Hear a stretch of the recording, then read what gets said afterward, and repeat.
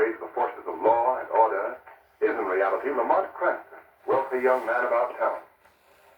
As the Shadow, Cranston is gifted with hypnotic power to cloud men's minds so that they cannot see. Cranston's friend and companion, the lovely Margot Link, is the only person who knows to whom the voice of the invisible Shadow belongs. Today's story, The Isle of the Living Dead.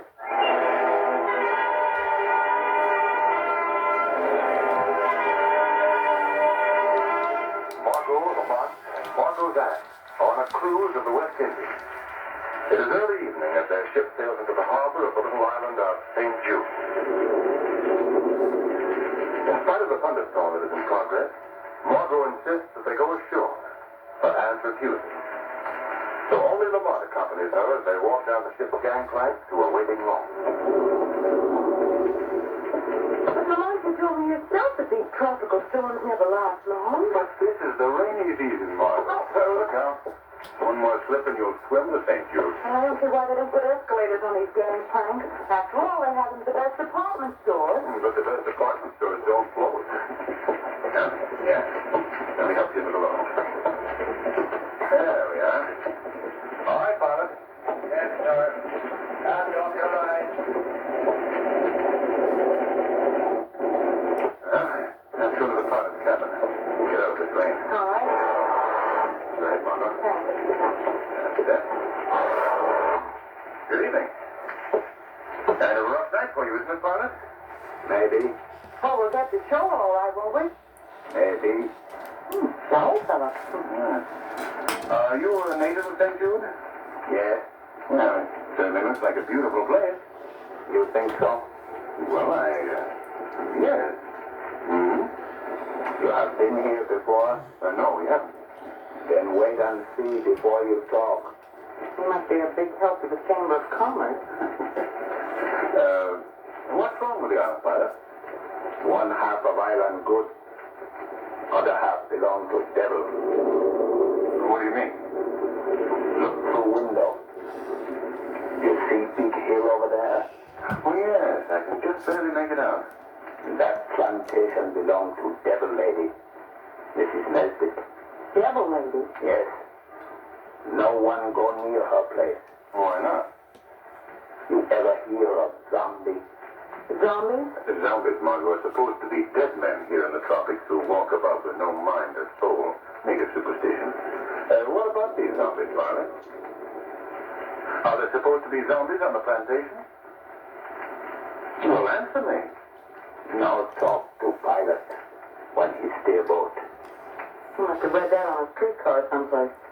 Come on, Lamont, let's go out on deck. Yes. Yes, all right. What do you suppose he meant, Lamont? About the island? I don't know.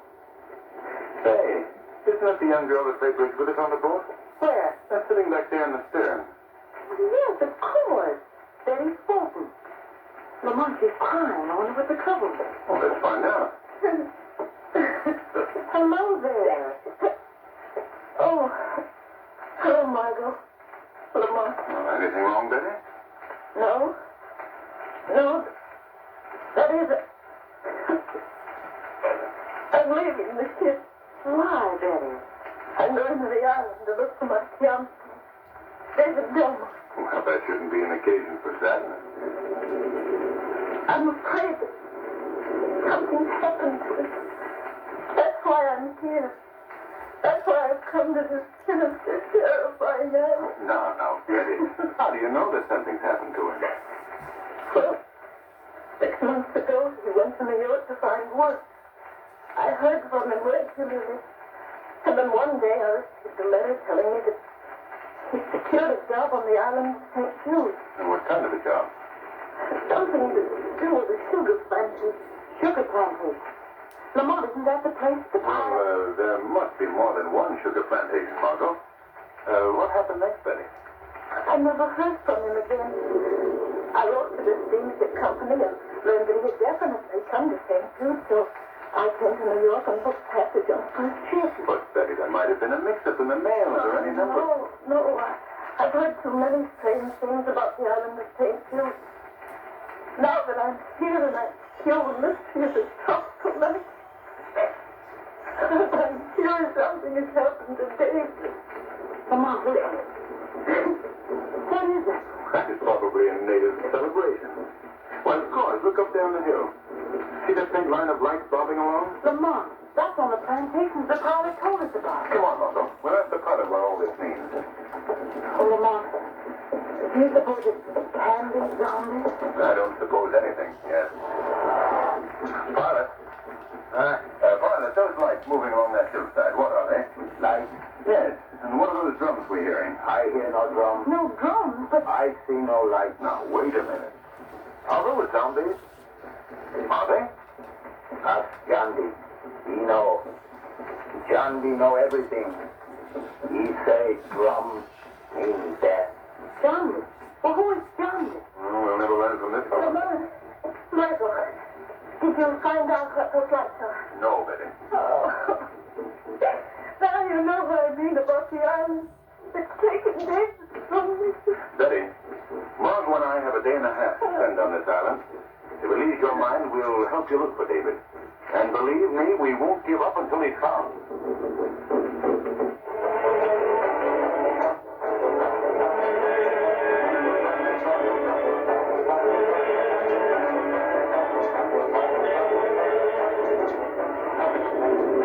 Lamont, perhaps we should have gotten one of the natives to guard us to the Nesbitt plantation. I couldn't find anyone who'd take the job. All full of superstitious fear. Won't go near the Nesbitt place.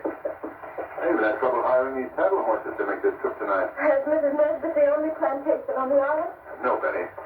There's one other. If we don't find David tonight, we'll visit there in the morning. Well, look ahead there.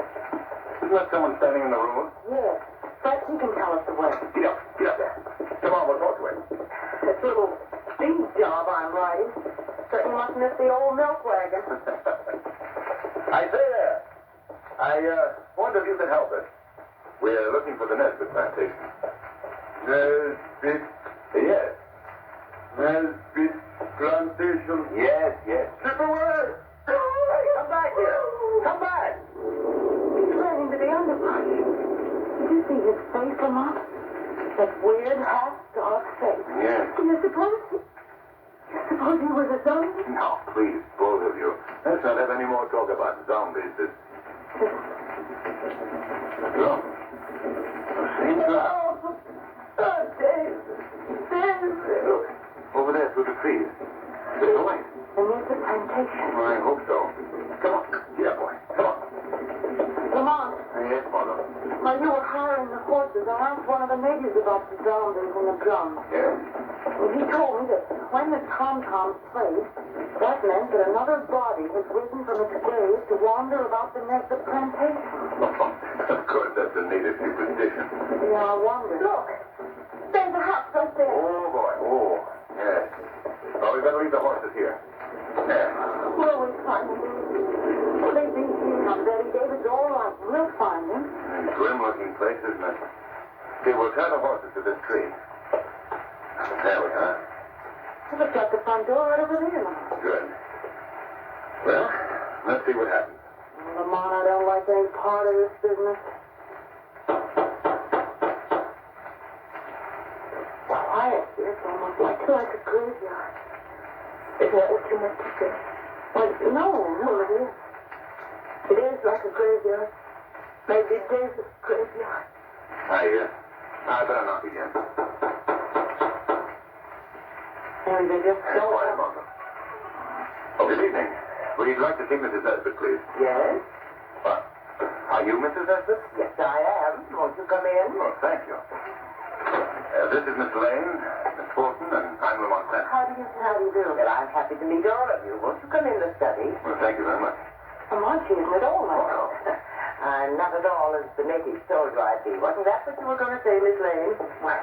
Yes, well, the islanders love to talk about anything or anyone. As I'm a white woman living alone, so I suppose I'm a good target, that's all. Mrs. Ma'am, Well, you need me more? no, Mondo, you may go. It's bad night tonight. I keep watch. Go, Mondo. I go. The ladies are always on easy in this rainy season. Yes. Mrs. Nesbitt, I'd like to explain the reason for our late visit tonight. Yes? We called on you to learn if you had ever heard of a young man here on the island named David Belmont.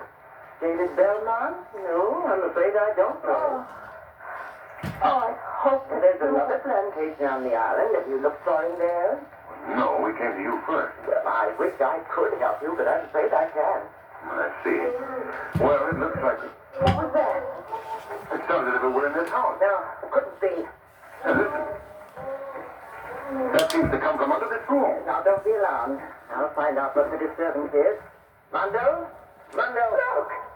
Over there at the window. Someone's looking in. That face it isn't you.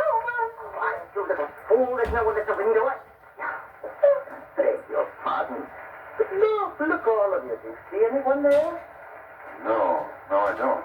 I know it. I saw someone. I know I did. Now, Betty, don't, please.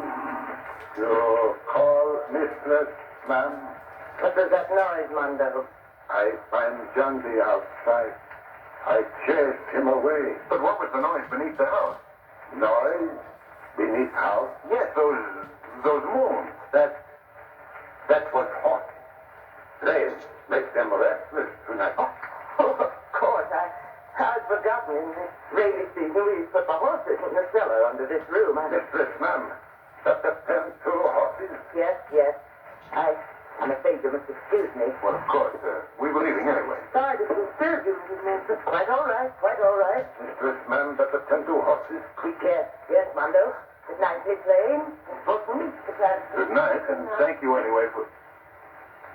Well, that's where I come from. That's known as the Bum's Rush. You almost pushed us out that door. Mama, did you hear that servant speak of John D? Yes? And the pilot on the boat spoke of John D, too. Yes, that's right. He said, ask John D. John D knows everything. Why do you think Mrs. Nesbitt was so upset about the horses? Because they're most unusual animals, Betty. What do you mean, Mama? Well, do you remember those moans we heard in the house? I don't see how I could forget them. Why do you ask? That was the first time, Margot, I'd ever heard a horse moan with the vocal cords of a human being.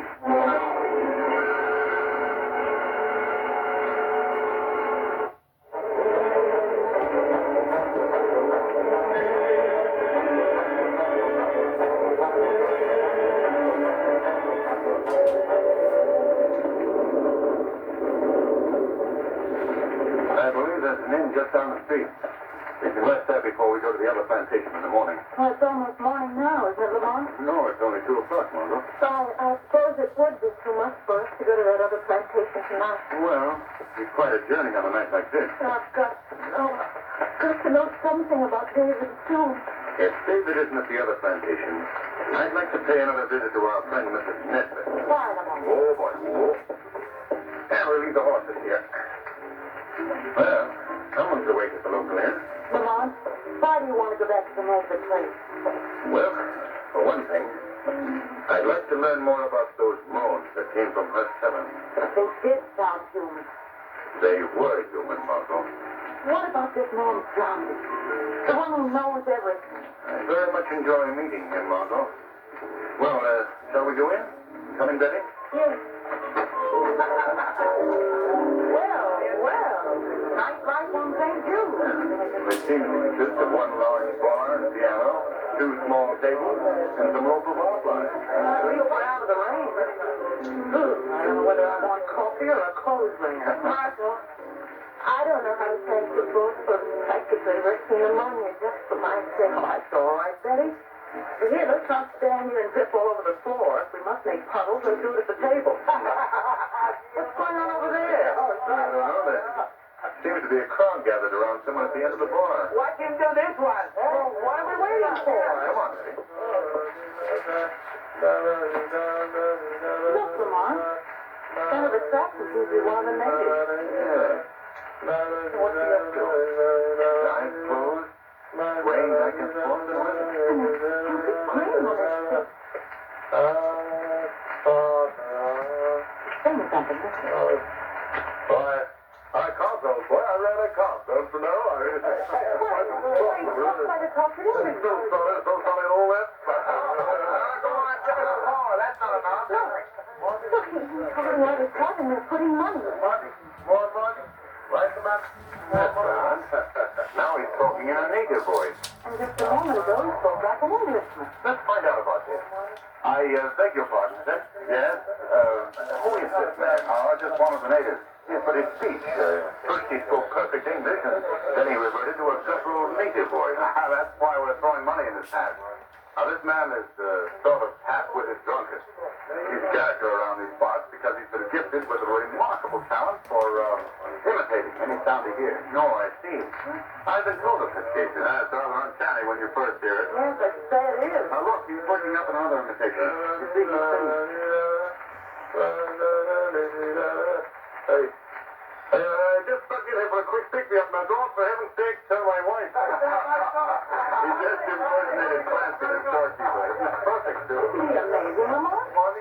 Money for Johnny? Give him some money, Lamont. Let's see what happens. Oh, here's some money. Johnny, here's some money for you.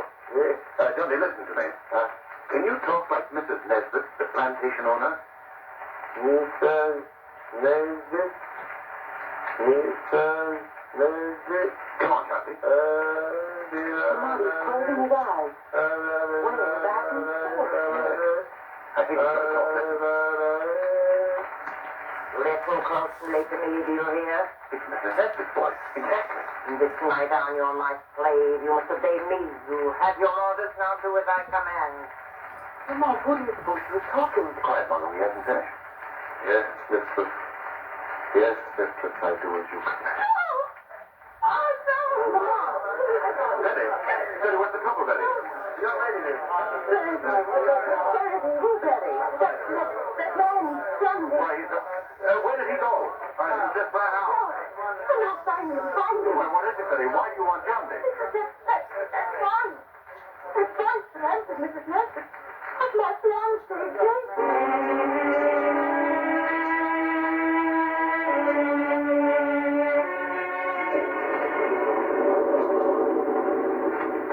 Mondo, Yes, mistress, ma'am. what's that lantern you're carrying? Keep it dry. Yes, mistress, ma'am. Rain and no rain, they're going out into the fields and work. Crop will be ruined if they don't. Swine, eating my food, carrying for them. Mondo, what's that lantern? Yes, mistress, ma'am. All their fault the rains have come, and they'll suffer for it. They'll be punished. You must hurry, Mondo. Drop will wear off. I don't give each another injection. No. Mondo, no like to be around when you stick needles in men's arms. Mondo, open that cellar door. No, don't let me go in with them. I said open that cellar door. Mistress, ma'am. No, nothing with my I hope. Close it quickly. Quiet, you fools. Now listen to me, all of you. I don't expect you to know what I'm saying, but listen anyway. You understand that you're no longer men, you're swine in chains, bound together, just with cattle who labor in the cane fields under my command. For 2 days now it's raining. Because of that rain, you haven't worked. My food, you've gotten my care, or my crops running in the fields. Please, I can leave here. Mistress, ma'am. Quiet, Mondo. I only keep all of you alive because I save money using you to labor for me instead of native help. Fortunately, the silly superstition of zombies has kept all people away. And now you've dropped this rain, so I'm going to punish you for it. Before you go to the field, you're going to feel the lash of a whip across your back. You'll see how the sunlight... No, get them. No. They have me. You idiot, come here. Come here. They do not obey. I must obey. Come here to me, I command you. What was that? They no longer obey your commands, Mrs. Nesbit. Who speaks? Who talks to me? Has one of you broken the spell? I spoke, Mrs. Nesbit, but I'm not one of your slaves. Who are you? Men call me a shadow. I see no one. He speaks. I see no one. I'm standing right beside you, Mondo. No one beside me. My hypnotic powers here? I've come to free these men from the evil spell that you've cast upon them. No. No, you have no business here. Get out! Get out! My power frightens you, Mrs. Nesbit. Frightens you because it's far greater than yours. No, no one has greater power than I. Mondo, seize this man. Listen to the location of his voice and seize him. Yes, Mondo, come on, seize me. If you dare. No, Mondo don't like boys. Mondo don't want to be near boys. Mondo, run away from boys. Mondo, come back here. Your faithful Mondo has deserted you, Mrs. Nesbit. He's not only deserted you, but he's also locked you in the cellar with the slaves you've so cruelly treated. No, no. And they're becoming restless, Mrs. Nesbit. Perhaps they feel that the power you hold over them is not as strong as you've led them to believe. No, let me out of here. Mondo, open that door. That door will remain locked until you tell me the secret you've used to turn these poor creatures into living dead men. Slaves who move and act like animals. I can't tell you that. The men are becoming more restless, Mrs. Nesbit. Soon your power will wear off altogether. And when it does, I must warn you. It would be futile for me to attempt to save you from their mad rage. No. Hear them? You haven't much time, Mrs. Nesbit. You can't keep me locked up in here. You must let me out. I cannot release you. So you tell me what you've done to these men. All I got to tell you, I've been feeding them a drug. A secret drug that I discovered here on the island. I thought so. Is there an antidote for that drug? No, it's not necessary. Unless it's administered daily, the effect wears off. Now, please, let me out of here. Not yet, Mrs. Nesbit.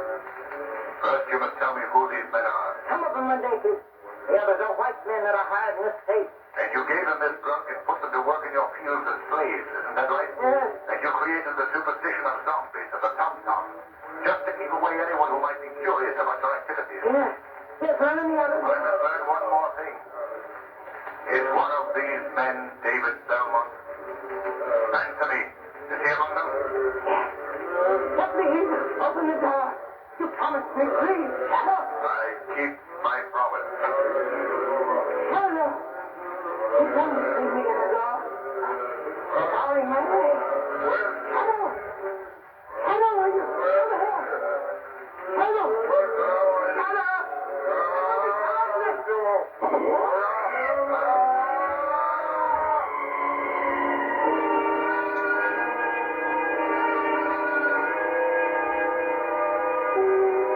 We're better be getting to both of them, Yes. I want to thank you again, Mr. Cranston, for all that you've done for Betty and me. Oh, don't mention it, David. Goodbye, Betty. Goodbye. And remember, we'll see you soon in the States. All right, Betty. Bye. Watch your step, Mark. I'll get getting into the launch. Yes. All aboard, sir. We're going to the ship now. Well, Lamont, I can't say that I'm sorry to be bidding farewell to the dreamy little Isle of St. Jude. It wasn't dull, Margaret. Oh, I'm glad that the authorities cleared the men of any responsibility for Mrs. Nesbitt's death. Well, it was easy to prove that she died of shock. Shock induced by fear of the living dead men that she herself had created. Yes. Well, I've settled one point in my mind anyway. No? What's that? The only zombies that I ever want to see again are the kind they serve in a nightclub in a long, cool grass.